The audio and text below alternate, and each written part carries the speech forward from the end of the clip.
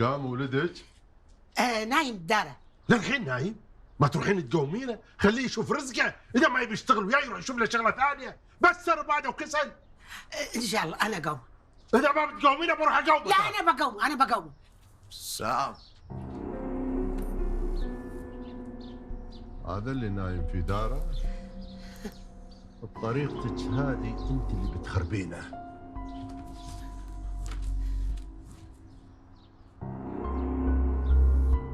تعال قرب.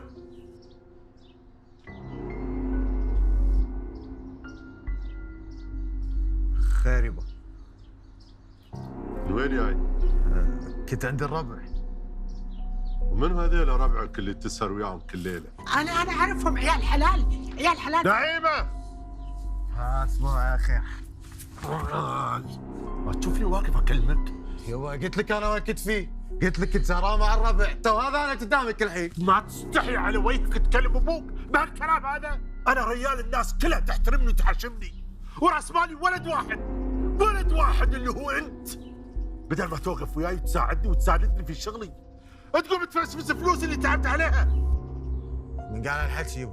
وجهك، تصرفاتك، تاخيرك عن البيت، يقولون هالحكي هذا. كل اللي قلته صح، بس انا مو ياهل ترى.